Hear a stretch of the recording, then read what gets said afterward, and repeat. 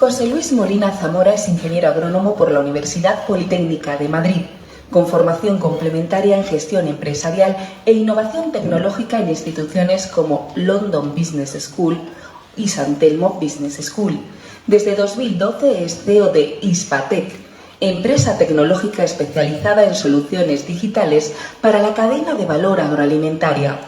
Bajo su liderazgo, Hispatec se ha consolidado como referente en el sector agri-food tech, con presencia en España, Portugal y varios países de Latinoamérica. Además de su labor ejecutiva, Molina es una figura activa en el ámbito de la innovación agrícola. Su trayectoria se ha desarrollado entre el sector agro y la consultoría tecnológica, con una firme apuesta por la transformación digital sostenible del sistema agroalimentario. Muchas gracias, Luna. Pues damos la bienvenida a José Luis Molina Zamora.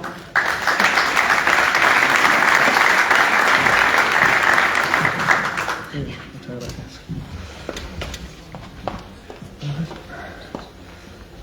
Vamos a ver. Muy bien. No sé si se puede proyectar.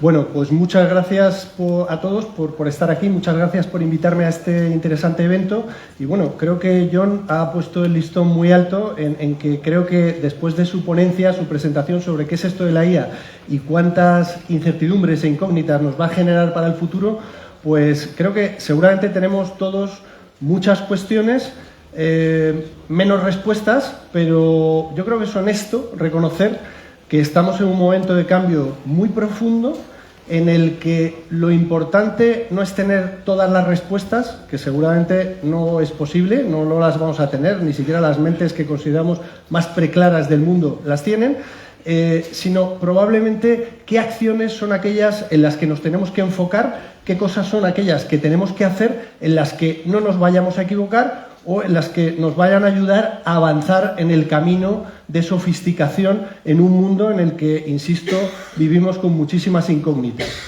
Mi objetivo hoy es hablar más del sector agro. Siento no poder hablar tanto de la ganadería, no soy un experto en ganadería, soy experto en el sector agroalimentario, pero conozco mucho mejor el mundo de la producción vegetal, el mundo de los cultivos de valor, y menos el mundo de la ganadería, aunque bueno, lo conozco por motivos evidentes, ¿no? Porque llevo muchos años trabajando en el sector agroalimentario y bueno, lo conozco también, pero insisto que no soy un gran experto en ganadería. Quiero empezar mi presentación con una visión del sector agroalimentario desde los medios de comunicación, desde el mundo urbano, de cómo nos ven, cómo se ve el sector agroalimentario desde fuera. Son noticias de este estilo, esto no es un deepfake, o sea, esto la verdad es que está escrito por alguien que sabía lo que escribía, que por cierto tenía motivación y voluntad, que son cosas que la IA no tiene, digo por diferenciar un poco entre humanos e IA, o sea, digamos yo el tema de la IA lo llevo trabajando desde hace años. Yo creé una escuela de negocio centrada en Big Data, analítica avanzada e inteligencia artificial hace 11 años. En fin, el tema de la inteligencia artificial lo he visto avanzar mucho en los últimos años. Debo decir que en los últimos meses hay que revisar todo lo que sabes de la IA mes a mes, porque la verdad es que está cambiando, como bien decía John, está cambiando con muchísima celeridad. Pero como decía, esto no es un deepfake, esto no es algo generado por la IA, esto es como nos ven los medios de comunicación masivos al sector agroalimentario. O otra noticia. El sector agroalimentario como el mayor emisor de gases de efecto invernadero a nivel mundial. Que esto, digamos que es lo que dicen los periodistas, no es lo que digo yo, es lo que dicen los periodistas. O cosas como esto, la huella ecológica de los aguacates pueden precipitar su caída porque dicen, hay un periodista o un científico o lo que sea, no sé si ponerle un calificativo, que cada kilo de aguacates cuesta 2.000 litros de huella hídrica. Bueno, esto, en fin, los que seáis un poco de ciencias y os gusten los números y os guste hacer cálculos, pues haced vuestros cálculos y llegad a vuestras conclusiones de qué hay de realidad en esto, ¿no? Así es como nos ven el sector agroalimentario desde el público general, del mundo consumidor, que son urbanos mayoritariamente, en España, en el resto de Europa, y bueno, este es el entorno que nos toca vivir. Algunos retos clave del sector agroalimentario. Y he empezado por ahí, digamos, por esa visión externa, porque creo que al final la razón de ser de este sector es producir alimentos que sean de alta calidad, que tengan una buena relación calidad-precio, que sean sostenibles, que sean atractivos para los consumidores y llegar hasta los mercados. Por tanto, tenemos que mirar siempre hacia dónde nos estamos dirigiendo, para quién estamos trabajando, y tenemos que tratar de empatizar con ese mercado final y tenemos que tratar de posicionarnos de la mejor manera posible con ese mercado final. Algunos de los retos clave del sector agroalimentario, pues básicamente tienen que ver con costes y márgenes, es, digamos, el pan nuestro de cada día. Todos los días estamos hablando de costes y márgenes. Tienen que ver con mano de obra y con automatización. Curiosamente, llevamos muchos años, John nos ponía sobre aviso de que, oye, que se van a acabar los trabajos, que se va a quedar mucha gente sin trabajo. La verdad es que desde la pandemia yo lo que he visto en todos los sectores y desde luego incluso mucho más en el sector agroalimentario es que no hay gente. O sea, no nos preocupemos tanto porque haya robots que van a dejar sin trabajo a alguien. Si es que no hay gente, si es que necesitamos los robots, por favor, que lleguen rápido, porque la gente ya ha desaparecido. O sea, necesitamos que lleguen rápido. De momento tenemos un problema de que no hay gente y no hay manera de atraerla. Con lo cual, insisto, mano de obra, automatización, y lo pongo de la mano.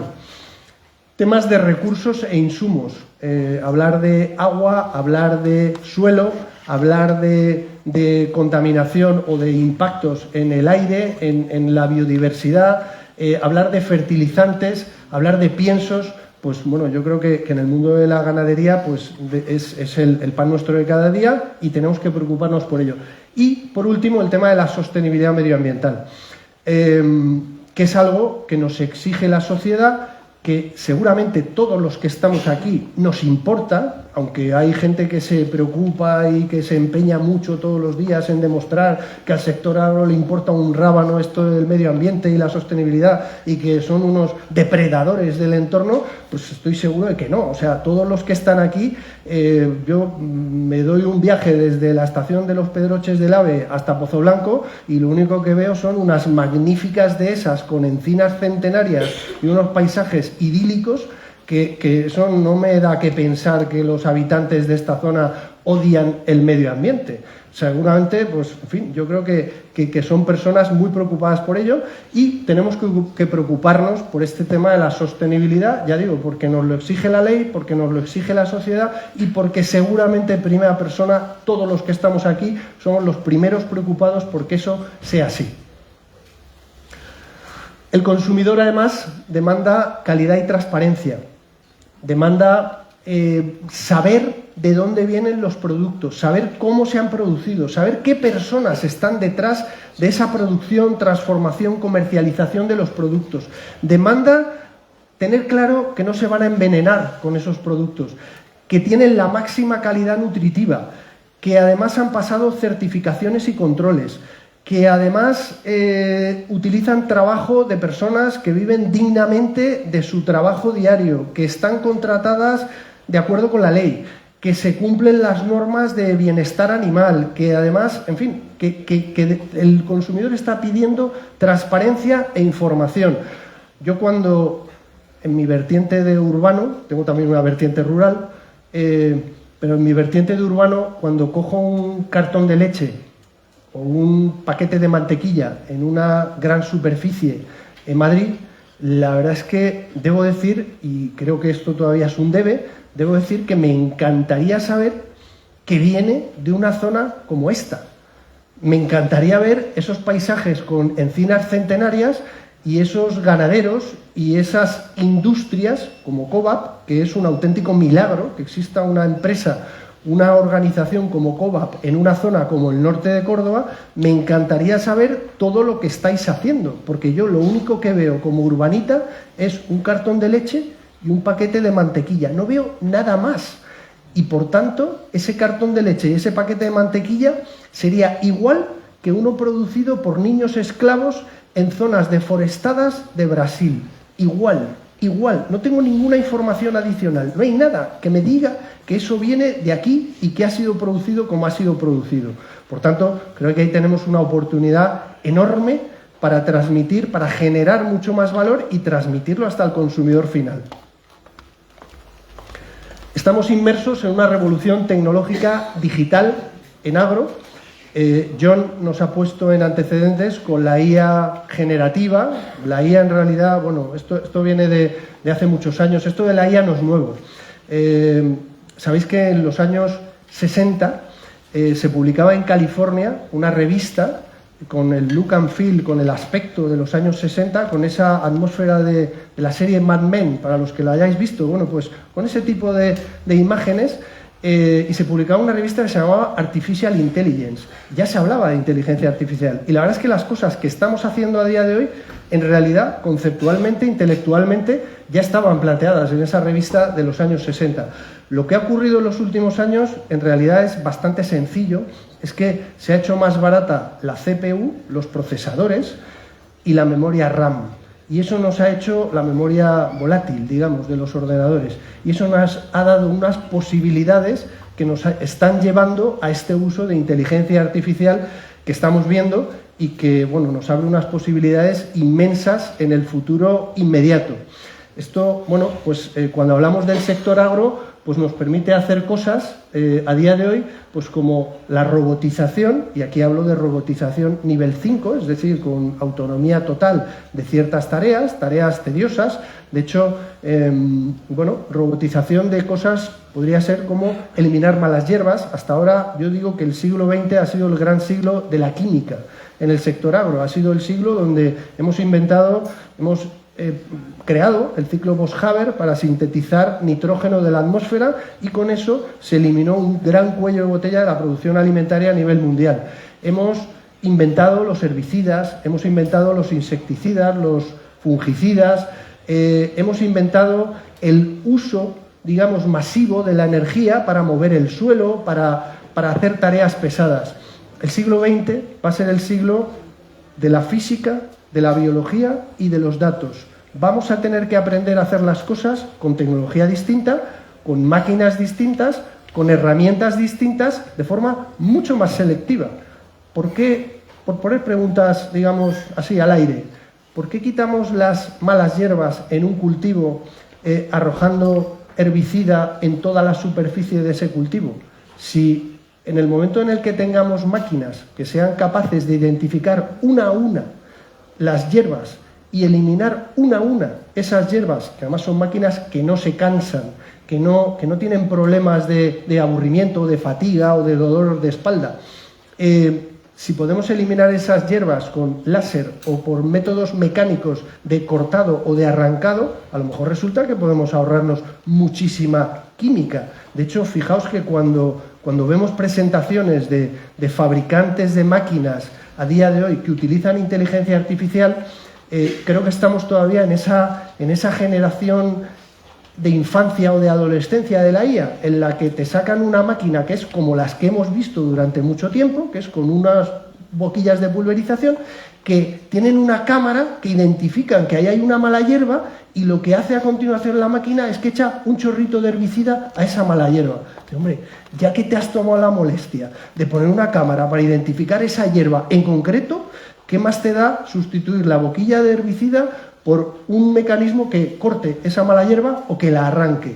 Si te cuesta casi lo mismo. Si es que, ¿para qué vas a usar herbicida? Bueno, en ese punto estamos ahora mismo, ¿vale? Básicamente somos capaces de, pues pongo ahí ejemplos de cosas que están ya ahí afuera, en labores como la poda.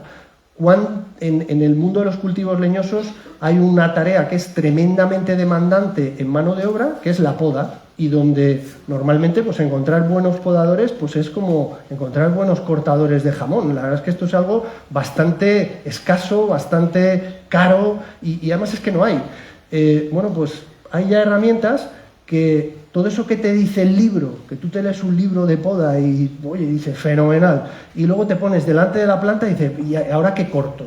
Eso habiéndote leído el libro. Imaginaos cuando encima has contratado a alguien que no se ha leído el libro. Pues claro, llega el tío allí con las tijeras y hace lo que puede.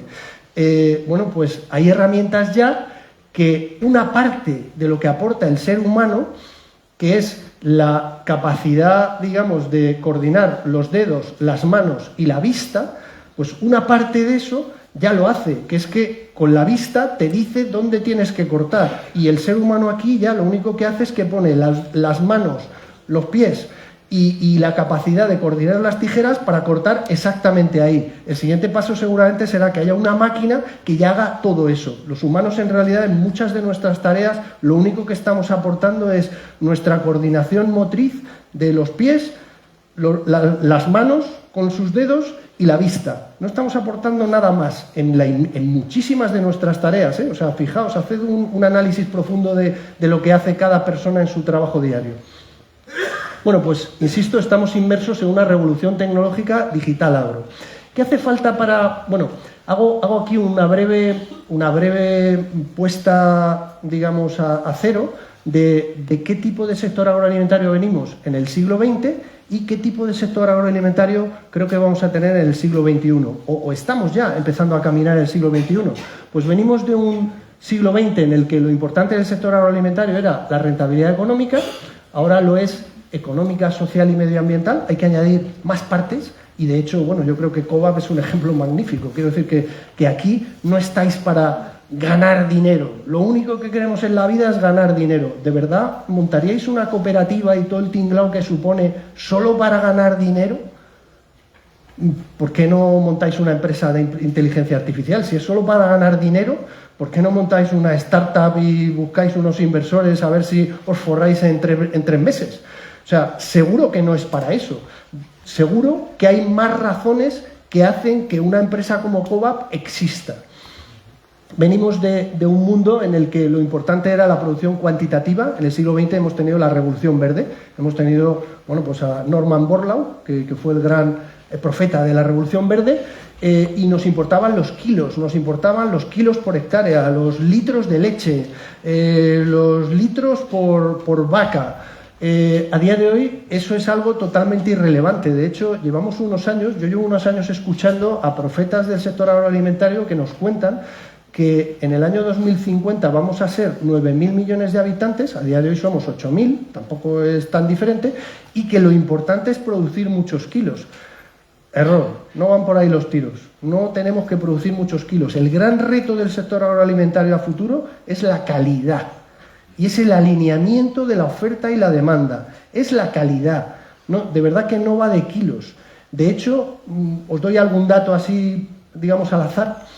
La FAO dice que 1 de cada 3 alimentos que se producen en el mundo no llega a ningún estómago de ningún ser humano. El 31% de todo lo que se produce es pérdida o desperdicio alimentario. Bueno, creo que ahí tenemos un pequeño colchoncito para mejorar, y en cuanto mejoremos un 10% esa pérdida y desperdicio alimentario, te acabas de cargar todas las necesidades adicionales que tiene la humanidad de aquí a 2050. Y estoy hablando solo de un área de mejora. La integral compuesta de todas las mejoras de productividad que tiene el sector agrícola y ganadero debido a la mejora genética, la mejora de la química, la mejora de los métodos de producción y transformación, el software, los datos, la mejora en la eficiencia energética.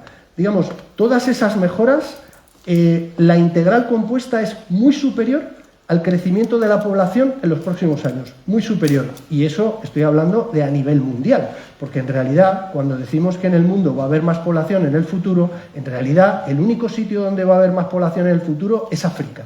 El resto del mundo va a tener igual o menos población, salvo que haya muchos movimientos migratorios y entonces África pueble el mundo. Ya ha ocurrido alguna vez en la historia o en la prehistoria, pues a lo mejor va a volver a ocurrir. Desde luego, las proyecciones demográficas dicen que la única zona del mundo que va a crecer va a ser África. Pues insisto, el reto es de calidad, de producción según demanda, de estar mirando al mercado, de saber para qué producimos. Venimos de un siglo XX donde ha predominado la mecanización, hemos inventado los tractores, hemos inventado todo tipo de máquinas pesadas. Llegamos a un siglo XXI en el que lo importante es la robotización y la automatización, por 1000 motivos, entre otros porque no hay gente. De lo analógico a lo digital. Estamos acostumbrados a recibir muchos datos, mucha información escrita, de viva voz o por 1000 mecanismos. Todo tiene que ser digital. Precisamente uno de mis mensajes clave de esta ponencia es: ¿qué podemos hacer que no nos equivoquemos en este proceso donde hay tantas incógnitas, donde está llegando la IA y tenemos tantas incógnitas? Pues una de las cosas más importantes es digitalizar, tener datos de calidad, porque sabéis que la IA se alimenta de datos. El alimento para la IA son los datos. Y todo lo que sean datos de mala calidad significa que la IA no sirve para nada. La IA aprende con datos. Por tanto, y no hay caminos, digamos, no hay atajos. No podemos decir yo voy a adoptar la IA, pero me voy a saltar el paso de la digitalización. No, eso no existe. O sea, eso existe para el uso del lenguaje natural, porque los modelos fundacionales de IA transversales ya se han molestado en entrenar el uso del lenguaje natural y por tanto eso no vamos a tener que entrenarlo a la IA. Pero nuestros datos somos los únicos que le podemos dar datos a la IA. Los datos van a venir de nosotros. Si no nos hemos molestado en digitalizar y en tener datos de calidad, lo que nos va a dar la IA va a ser malo, seguro. Por tanto, uno de los ámbitos donde tenemos que centrarnos es en digitalizar, en transformarnos digitalmente cuanto antes para poder beneficiarnos de toda esta ola de la IA que está llegando. Estamos pasando de un siglo XX que ha sido el siglo de la química. De hecho, hay muchísimos premios Nobel de química muy notables en el siglo XX. En el siglo XXI vamos a ver que esa física, biología y ciencia de datos va a ser la que va a llevar los laureles de esos premios Nobel. Van a ser los más relevantes. Pasamos de un uso intensivo de recursos a la eficiencia en el uso de recursos. Tenemos que hacer más con menos. Eso es algo que yo creo que ya lo tenemos muy interiorizado, pero bueno, es importante recordarlo. Y por último, pasamos de la agricultura desconectada a la integración de la cadena desde el campo y hasta el mercado. Fundamental. Aquí estáis representados un ecosistema potentísimo, que es un ecosistema de una cooperativa, que es una organización agregadora, con ganaderos, con agricultores y con los suministradores y conectados directamente con el mercado. Eso es fundamental. Ese ecosistema es el ecosistema social, productivo, económico y es el que va a permitir y va a facilitar que penetre toda esta innovación, toda esta nueva tecnología que está llegando. Ya, digamos, el modelo ese de agricultor o ganadero de yo planto unos arbolitos o crío unas vacas y ya veré a quién se lo vendo y cómo se lo vendo. Eso pasó a la historia, eso ya no existe. Esto a mí me hace mucha gracia muchas veces cuando se habla de el agricultor genuino, ¿no? Como alguien, entendido como alguien que bueno, tiene su vida propia, independiente, no habla con nadie y oye, y hace más o menos lo que le da la gana. Eso no existe. O sea, lo que hace falta es un ecosistema que entienda muy bien qué está demandando el mercado y que coordine, orqueste y organice toda la producción de principio a fin. Y evidentemente los agricultores y los ganaderos que tengan su espacio de libertad, pero muy coordinado y muy integrado y muy orquestado por la cooperativa y por todo ese ecosistema productivo. La unión hace la fuerza. Y en este caso, la unión digital hace todavía más fuerza. Clave, la integración digital desde el campo y hasta el mercado. Clave, fundamental. Buscad todos aquellos sitios donde tenéis a día de hoy huecos, donde tenéis carencias, donde no estáis cubriendo digitalmente esa integración. Todas las tareas tienen que tener un reflejo digital, un gemelo digital. Y todos los procesos de intercambio de información, de comunicación, tienen que ser digitales. Y entonces es cuando se puede empezar a utilizar la IA como capa por encima, que nos aporta muchísimo valor. El objetivo no es porque esté de moda esto de la IA o esto de la digitalización, sino se trata de conseguir ventajas concretas. Se trata de reducir errores. Todo lo que hagamos midiéndolo, controlándolo, obteniendo datos, tenemos la posibilidad de identificar si nos hemos equivocado. Se trata de aumentar la calidad de los resultados, de tener mejor rendimiento, de tener mejores métricas de producción. Se trata de reducir los riesgos, muy importante. Este es un negocio que funciona, el sector agroalimentario funciona con casi todas las variables de riesgo. El tiempo meteorológico, los mercados, los apagones, en fin. O sea, la verdad es que yo creo que este es un sector que está sometido a casi todos los riesgos, aunque os voy a dar una buena noticia, que seguramente algunos ya sois conscientes. En los últimos años, en España, en los últimos pocos años, en España y en Europa, hemos tenido blackouts, hemos tenido ceros en casi todos los sectores que consideramos fuertes, potentes, clave, ¿no? Pues la banca, las telecomunicaciones, la energía, se ha estrenado a lo grande, ¿no? La semana pasada, la sanidad, las administraciones públicas han tenido blackouts, nos han dejado en algún momento tirados, han dicho, ahí os quedáis.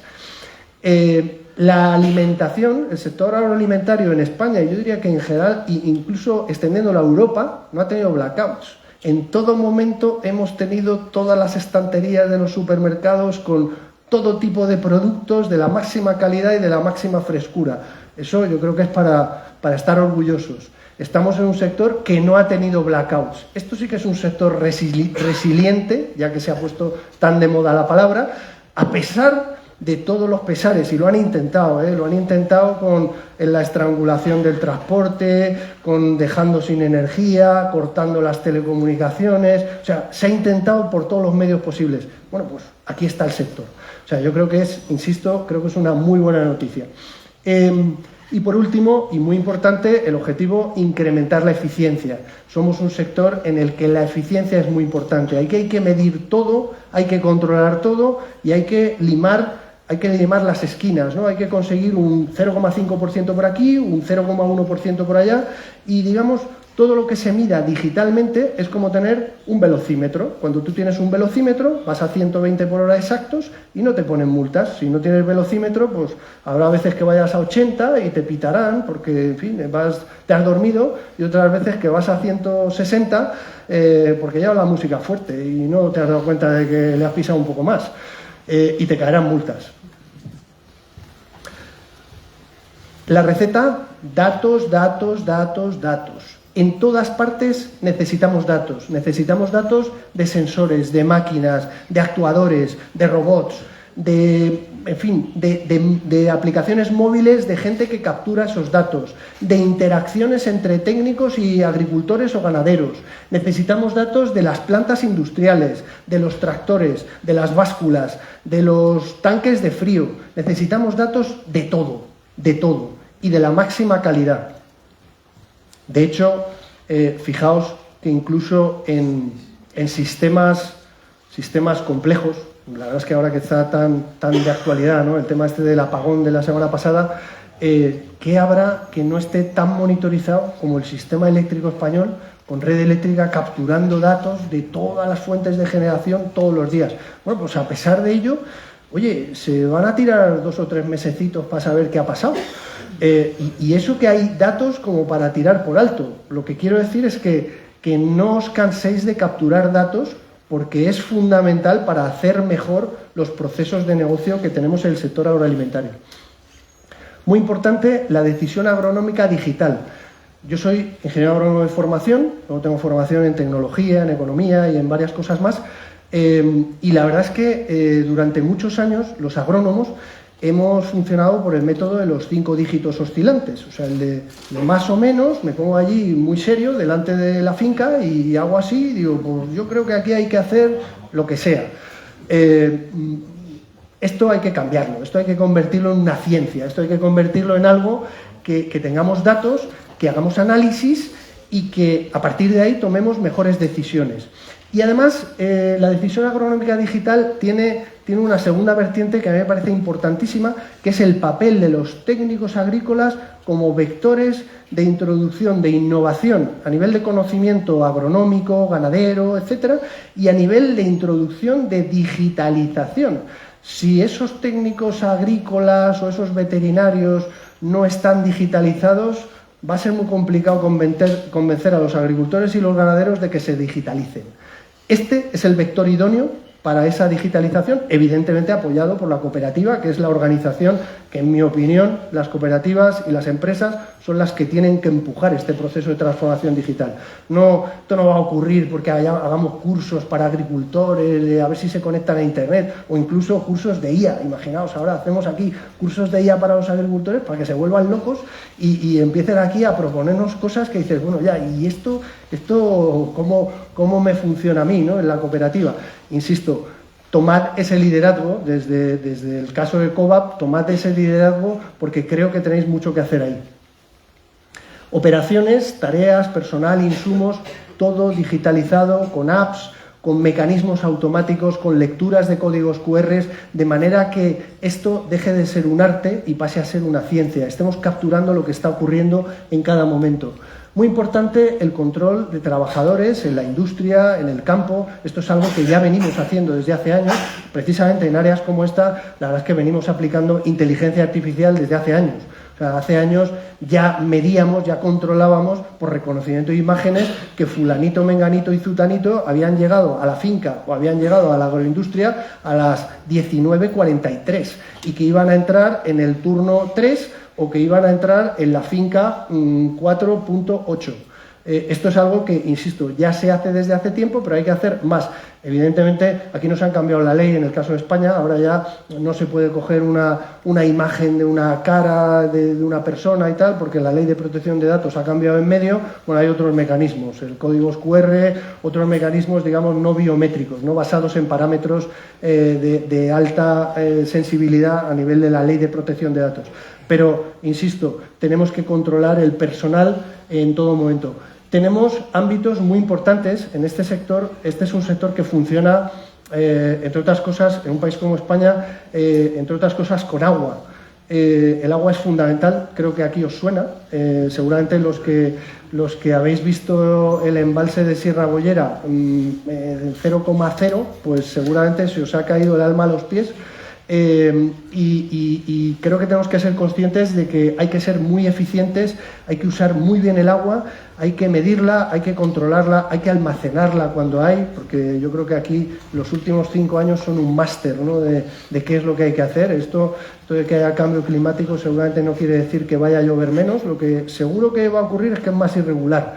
Entonces, cuando hay que almacenarla y después hay que utilizarla de forma muy eficiente. Y luego, además, pues cuando la ensuciamos, pues toca limpiarla y toca hablar de uso de aguas regeneradas y de no contaminar cauces superficiales ni acuíferos, etcétera, ¿no?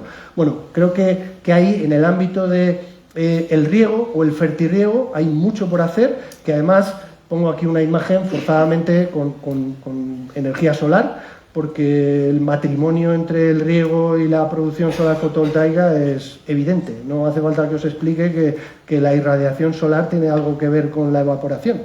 Entonces, pues se da la casualidad de que cuando más energía se produce, pues es cuando más necesidades de bombeo hay. Todo esto con inteligencia artificial, con IA, con muchos datos, pues se puede llegar a hacer de forma muy inteligente y de forma muy eficiente, donde la eficiencia no es usar menos metros cúbicos por hectárea, la eficiencia es que los kilos de producto alimentario que generamos con ese agua sean los máximos posibles y su valor económico el máximo posible. Dejémonos de aplicar parámetros antiguos. Hay veces que hay que consumir más metros cúbicos en una hectárea, otras veces que hay que consumir muchos menos, y lo que hay que conseguir realmente es conseguir más alimentos por unidad de agua utilizada. Muy importante el control de calidad y las certificaciones. Aquí, de nuevo, la transformación digital y la IA. La verdad es que en esto del control de calidad la IA va a aportar muchísimo valor, porque la IA se maneja muy bien en entornos de manejos de imágenes. Y la verdad es que cuando hablamos de control de calidad, el control de calidad tiene muchísimo que ver con imágenes o con bandas de frecuencia específicas para controlar determinados parámetros de calidad. Y la IA no se aburre, es sistemática y nos permite hacer el control de calidad del 100% de la producción. No tenemos que irnos a la raíz cuadrada de la producción por métodos estadísticos y por muestreos, sino que con tecnologías de inteligencia artificial y de software nos podemos permitir el lujo de controlar el 100% de toda nuestra producción, lo cual es un gran avance, por cierto. Análisis técnico-económico de todo tipo de cultivos, de producciones ganaderas, la gestión de operaciones en la planta agroindustrial. Las plantas agroindustriales ya sí tienen a día de hoy, y seguro que aquí es el caso, mucha tecnología digital. Ahora lo que necesitamos meterle son las siguientes capas de automatización, de mayor integración de herramientas de inteligencia artificial, que a continuación veremos algunos ejemplos de esto para qué sirve, porque cuando hablamos de la IA, vamos a decir, la inteligencia artificial genérica, suena la verdad es que hasta un poco inquietante, ¿no? Lo que nos transmitía John, yo creo que tremendamente acertado y muy inspirador, pero suena como, me quedo sin aire, bueno, ¿por dónde empiezo, no? Bueno, pues no os preocupéis que hay respuestas bastante más tranquilizadoras, más de terreno y mantengamos todas esas cuestiones de cómo va a ser el futuro, que el futuro no está claro. O sea, ahora mismo no hay premios Nobel que tengan claro lo que va a ocurrir en 2030. Comercialización agroalimentaria avanzada, muy importante. Tenemos que aprender a enlazar digitalmente con los mercados. Tenemos que usar toda esta potencia digital no para seguir siendo ese sector agroalimentario español que produce muchos kilos, muchas toneladas, que inunda Europa de alimentos, pero donde los italianos y los franceses nos dan sopas con ondas todos los días en los precios unitarios y en el valor añadido bruto que generan por cada unidad de producto, sino demos también ese pasito de poner en valor nuestros productos, enlazando con el mercado de destino, enlazando con el consumidor final, entendiendo cómo y para qué se producen esos productos, que estamos muchas veces en una dinámica muy productivista, pero a veces nos olvidamos de que aquí hay conceptos cualitativos. Y cuidado que cuando hablamos del sector agroalimentario todos siempre nos obcecamos, ¿no?, con el tema de, bueno, sí, pero el consumidor lo que quiere son productos baratos. Sí y no. En los años 60 del siglo pasado, un consumidor se gastaba el 35% de su renta en alimentación y comía en casa. 35%. A día de hoy, los consumidores en España, en el resto de Europa, se gastan un 12, un 15% de su presupuesto total en alimentación y comen en casa y en bares, restaurantes, cafeterías. Bueno, solo hay que ver cómo está la calle, o sea, daos una vuelta y, en fin, no hay un hueco en una sola terraza. Y es mucho menos lo que se gastan. Es más, los consumidores no están pensando en seguir reduciendo esa cantidad. Tenemos consumidores que ganan el salario mínimo interprofesional y que se quitan dinero de alimentación, compran más barato para comprarse un iPhone que vale 1.600 euros. Por tanto, el competidor del sector agroalimentario es el iPhone, ¿vale? Es el iPhone, o sea, porque estaba compitiendo por el mismo bolsillo.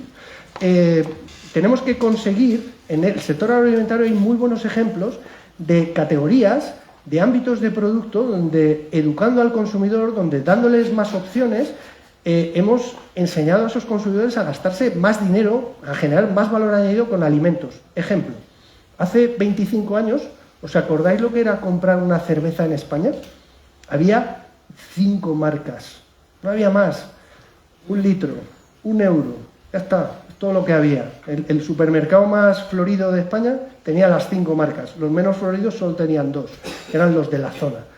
A día de hoy tú vas, y costaban 1 euro, 1 litro. A día de hoy tú vas a los supermercados y tienes allí 58 tipos de cerveza, de las 3.000 posibles, y valen 3 euros cada botellita de 1/3. Y los consumidores lo compran, ¿eh? Es más, se van a una terraza y dice, tráeme la carta de cervezas. Y le traen allí un libro que parece la antigua enciclopedia Espasa, de cervezas artesanales. Y los consumidores están encantados de que le cuenten un rollo macabeo larguísimo, de que esto tiene la banda del monte de no sé dónde y tiene un aire de un hippie de Ibiza, y te voy a cobrar por esto 5 euros.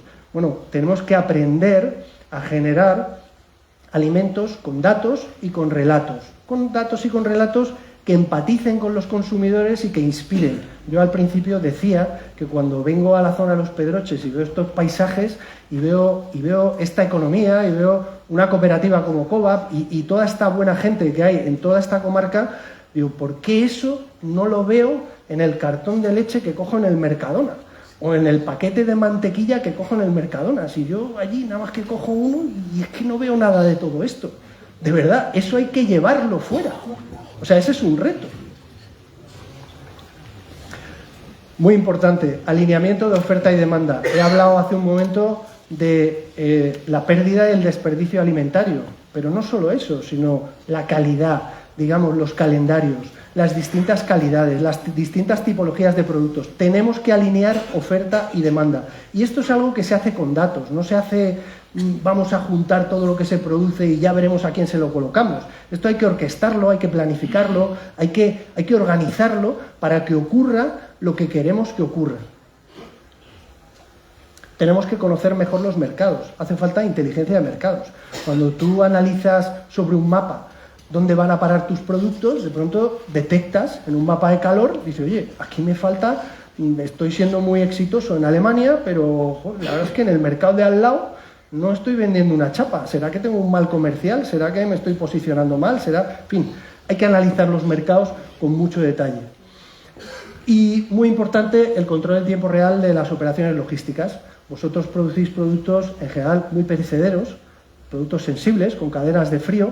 La verdad es que es una desgracia que cuando haces todo un trabajo de años, no de meses, sino de años, profesional, súper bueno y tal, en la última milla o en las últimas 1000 millas se te destroza tu trabajo porque no has tenido un buen control de la cadena de frío, de los controles de calidad, de lo que sea. Muy importante esa última fase, el control logístico de las operaciones. Tema sostenibilidad. Aquí todo el mundo cuando habla de sostenibilidad te saca una imagen muy chula, te saca una bolsita de rafia con los productos allí, con letras rústicas, bueno, el relato, ¿vale? Creo que tenemos que aprender a medir la sostenibilidad en datos, y la verdad es que ha habido gente, en el año 2015 se inventaron los Objetivos de Desarrollo Sostenible, que pues te pueden gustar más o menos, pero es una estandarización a nivel mundial de 17 objetivos de desarrollo sostenible que se subdividen en 169 indicadores que son los mismos para todo el mundo y que son objetivables y que puedes generar un número con esos indicadores. Pues, ¿por qué no empezamos a medir así? La verdad es que en la humanidad tenemos muy pocas cosas en las que tengamos consenso. Tenemos una en el siglo XVIII, que es lo de la tríada de la Ilustración, lo del liberté, égalité, fraternité. Todos estamos de acuerdo con eso. El segundo acuerdo es el de los derechos humanos de los años 40, pues la Declaración de los Derechos Humanos. Y el tercer acuerdo de la humanidad es esto. No hay más acuerdos de la humanidad. En todo lo demás somos distintos. Nos peleamos, yo tengo otra religión, yo hablo otro idioma, yo no lo veo como tú, yo tengo armas más gordas que tú y no me gusta lo que dices. Bueno, pero en estas tres cosas son acuerdos a nivel de la humanidad, en la ONU. Pues utilicémoslo. Y por último, y muy importante, el consumidor 4.0. Tenemos que entender los consumidores que tenemos ahí afuera. Los consumidores a día de hoy ya no es gente que vea los anuncios de televisión española cuando nos lo ponen en la 1 o en la 2. Son seres que están todo el día así y la información les entra así. Para bien o para mal. Luego, si queréis, discutimos si eso es bueno, es malo, si deberíamos educar. Venga, luego ya la filosofía después. Pero es que la generación Z, los millennials, consumen así y son grandes devoradores de datos, de información. Son, como dice Harari, somos simios curiosos. Nos gusta saber más. Cuanto más nos dan, más nos leemos. Y aunque creáis que poner información en QRs o en etiquetas es un ejercicio vano, pues la verdad es que no lo es. La gente, digamos, lo consume mucho más de lo que parece.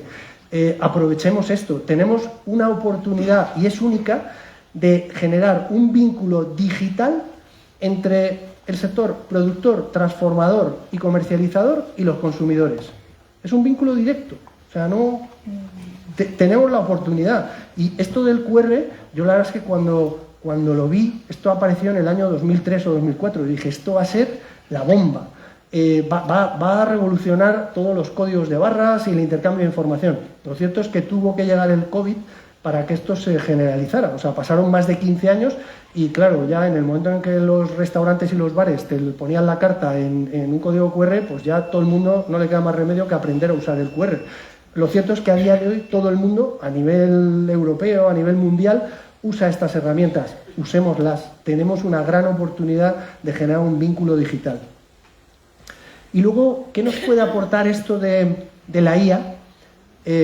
Primero, insisto, digitalización. Si no hay digitalización, olvidaos de la IA. Es que la IA funciona...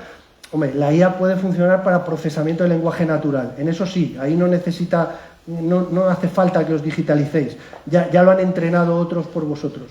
Pero si queréis que esto ayude a vuestras explotaciones, a vuestra cooperativa, a vuestras industrias, tenéis que digitalizar.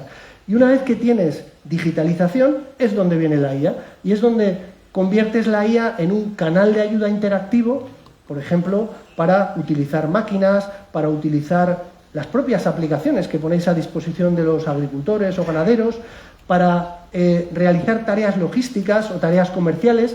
Tenéis cosas como asistente de documentación y regulación. Esto de la IA, decía John, que no sabemos si es muy inteligente o poco inteligente. Yo soy de los que digo que esto es más tonto que un saco de ladrillos. O sea, esto de verdad no tiene voluntad y no tiene motivación. Aunque, cuidado, aprende mucho. Entonces, es capaz de imitar fenomenal. Tanto que, como decía John, la verdad es que es verdad que puede llegar a hacer cosas que se parezcan a un humano. Pero antes de eso tenemos que entrenarlo para que haga lo que queremos que haga. Y, por cierto, tenemos que entrenarlo nosotros, ¿eh? O sea, porque eso de que lo entrene otro, cuidado, porque ese otro puede estar entrenándolo con datos que sean perfectamente equivocados o que incluso vayan contra nuestros intereses. Eso no queremos que ocurra. Si yo, por ejemplo, le pido a la IA abierta, a ChatGPT, le digo, dame una recomendación de abonado para un cultivo de alfalfa en el Valle de los Pedroches. Pues a lo mejor tengo suerte y ha habido un doctorando que ha dejado ahí sus mejores años de carrera en un paper que lo ha publicado y que ha entrenado esa IA, o a lo mejor resulta que ha aparecido uno de los iluminados que escribía las noticias del principio de mi presentación y que os da una recomendación que no sirve para nada, que es una auténtica aberración. Cuidado con la IA. La IA puede ser buena o puede ser mala. Es tremendamente obediente y tiene una memoria de elefante, pero hace lo que le has enseñado a hacer. Es lo más parecido a un niño muy listo y muy obediente. Es eso, tal cual, ¿vale? Automatización de tareas operativas. En eso la IA es buenísima. Cuando la IA no es algo que va a resolver problemas complejísimos que una persona dedicándole mucho tiempo es incapaz de resolver. La IA es algo que, por el contrario, es capaz de, una vez que tienes un patrón claramente establecido, se lo aprende y lo ejecuta muchas veces. Y la IA tiene algunas ventajas, que es que se lo aprende y da la misma calidad todo el tiempo desde la primera iteración y luego no se aburre. Cuando tengáis cosas que tenéis que hacer 100 veces al día o 200 veces al día, por ejemplo, imaginaos, llega una factura de energía eléctrica al departamento contable y la tienen que contabilizar. Eso, como ejercicio de creatividad, suena poco motivante. Cuando te llega la factura número 1, seguramente aprendes cómo se hace y lo haces más o menos bien. A la número 10 ya vas rodado y lo haces un poquito mejor.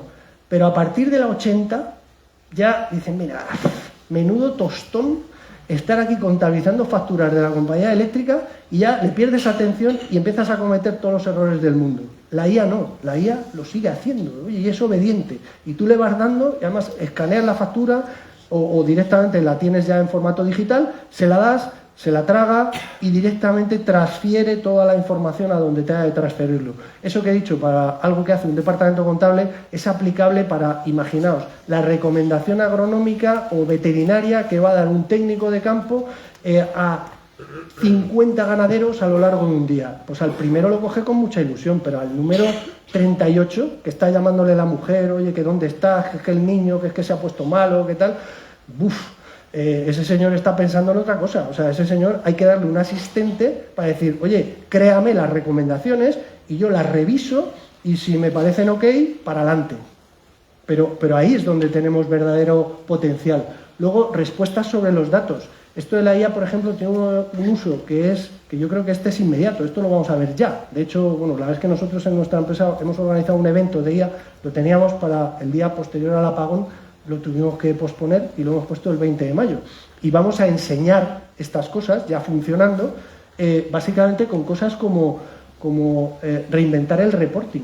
Eso de que yo necesito un informe y le pido a mi informático, oye, por favor, tal, y ahora me pones 3 columnas y ahora, mira, y si me pudiera sacar, esto ya va así. Oye, que me des un informe que tenga las ventas del último mes de tal producto, de tal categoría y me lo ordenas por importe. Añádeme ahora una columna que diga cuántas devoluciones he tenido del cliente. Y ahora, por favor, me lo agrupas por destino geográfico. Bueno, pues eso es la reinvención de los informes. Eso está aquí ya. Y ya por último, las sugerencias inteligentes. De todas formas, estos son capas aditivas. Esto no es algo que podamos empezar por las sugerencias inteligentes. Todo el mundo, si yo dejo que todo el mundo pregunte y pida, ¿sabéis lo que me van a pedir? Que de hecho a nosotros nos lo llevan pidiendo años. Nos piden, oye, ¿me puedes dar un modelo predictivo del precio de las cerezas en los mercados europeos? Digo, ahí es nada. O sea, el precio depende de la oferta y la demanda. En todas las zonas donde se produzca, en todas las zonas donde se demande. Y eso, a su vez, todos sabemos que en el sector agro tiene una cierta correlación con cosas como la meteorología, ¿no? Porque cuando hay un pedrisco, cuando hay lo que sea, oye, pues se arruina una cosecha o se retrasa o lo que sea, ¿no? Y si hay una cosa que la humanidad lleva intentando predecir muchísimos años, es precisamente el tiempo atmosférico. A día de hoy, lo mejor que hemos conseguido es, en los solsticios, en invierno y en verano, llegamos a 10-12 días medio fiable. En los equinoccios, si consigues 3 o 4 días, ya te doy un premio. O sea, los mejores modelos, los mejores ordenadores, las mejores inteligencias artificiales, 3-4 días. Pues si en uno de los factores de producción, que es el de la meteorología, todavía estamos así, ¿cómo pretendemos predecir el precio de los próximos 6 meses? O sea, eso es una entelequia. Lo de la IA, lo que sí que nos va a dar es un análisis buenísimo de lo que está ocurriendo. Y en eso sí que nos va a ayudar. Ahí sí que hay valor. Algunos casos de IA en agro, temas como conducción autónoma, ya lo estamos viendo, ya hay máquinas que hacen muchas cosas ellas solas, conducción autónoma, robots, temas como la aplicación variable de insumos, temas como análisis de necesidades, digamos, a través de imágenes de ganado, de cultivos, de lo que sea. Temas como biodiversidad. Esto de la biodiversidad, que es algo, cuando hablamos de medio ambiente, queda muy bien, pero es que esto hay que medirlo. Y, por ejemplo, la IA mide la biodiversidad. Fijaos que ahí tenemos una imagen y directamente te puede dar un informe tabulado con proporciones, con superficies, con tipologías de vegetación, con 1000 cosas que te lo da, digamos, con ciencia, no con apreciaciones más o menos subjetivas. Temas de asistentes para agricultores ganaderos, asistentes para técnicos, esto es tremendamente potente. O sea, a día de hoy ya hay casos que se están utilizando y que hacen exactamente esto. Temas como generación de contenidos, esto bueno, nos lo enseñaba un poquito la presentación de John, podemos generar contenidos de imágenes, de textos, de montones de cosas que son muy útiles. Por ejemplo, cosas como, cuando hablamos de asesoramiento agronómico, os cuento cosas que hemos hecho, como coger todas las guías de recomendación del Ministerio de Agricultura de qué hay que hacer con los cultivos por estado fenológico, por producto, por enfermedad, por necesidad nutricional, y todas esas guías hemos alimentado la IA, y lo que te devuelve la IA ante una pregunta es información curada. Es información curada que se basa en un montón de información que llevamos muchos años acumulando y que es de alta calidad. Eso es información fiable. Y luego temas de la reinvención del reporting, de los informes. Luego temas de asistentes de poda, de eliminación de malas hierbas, en fin, yo creo que aquí tenemos un largo etcétera. Todo esto tiene una materia prima, que son las personas. Aquí, como dicen los anglosajones, first who, then what. Primero quién, después qué. Necesitamos personas con mentalidades distintas. Necesitamos personas, y esto de la transformación digital y de la IA nos pone ya en otro nivel de abstracción y de incertidumbre. Pero esto tiene muchas implicaciones. Necesitamos personas en las organizaciones que sean capaces de hacer bien la primera vez una cosa, que sean capaces de entender muy bien la lógica y que sean capaces de enseñar a la IA cómo se hace y que a partir de ahí tengan gran capacidad de supervisar lo que hace la IA. Pensad la cantidad de personas cuyo trabajo es repetir la misma cosa muchas veces. No necesitamos ese tipo de profesionales a futuro. Necesitamos personas que sean capaces de tener voluntad, motivación, intención, que eso no lo va a hacer la IA, y que sean capaces de domesticar y tutelar a la IA, que es un asistente personal magnífico, pero no tiene, insisto, esa motivación, ni esa voluntad, ni esa intención. Por tanto, necesitamos personas muy diferentes. Y de verdad, esto sí que es un cambio profundo. Esto es un giro muy profundo. Desde ya tenemos que pensar qué tipo de personas necesitamos en nuestras organizaciones. Y este es un impacto que va a ocurrir seguro. O sea, esto no tengáis ninguna duda. Algunos consejos para este proceso de transformación digital y de incorporación de la IA. Buscar socios tecnológicos que sepan de tecnología, de transformación digital, de IA, de Big Data, de tal, y del sector agro, porque una de las cosas que no tiene ni la transformación digital ni la IA es contexto. Es una de las cosas que más pierde. No sabe si vive en España en el año 2025 o si, en fin, o si nos hemos peleado con los rusos. No lo sabe, salvo que tú se lo cuentes. Muy importante, insisto, contar con socios tecnológicos que conozcan el sector. Que apostemos por tecnología a la que le exijamos un retorno, que sea tecnología útil, con un retorno, con una medición, con proyectos demostrativos que sirvan para seguir pidiendo más, con búsqueda de ventajas competitivas en el ecosistema, en la cultura, en el producto, en el proceso, y que empecemos esa transformación cuanto antes. Esto no tiene demoras. Como decía John en su presentación, y estoy 100% de acuerdo, esto no tiene demoras, tenemos que empezar hoy. Si hemos empezado, tenemos que profundizar y apostar más hoy. Esto no es algo que se pueda posponer para el futuro. Y por último, muy importante, foco en las personas. Hay que formar y hay que acompañar a las personas. La formación es fundamental en esto y hay que inspirar, formar y acompañar en todo ese proceso. Y nada más. A vuestra entera disposición y encantado de haber estado aquí.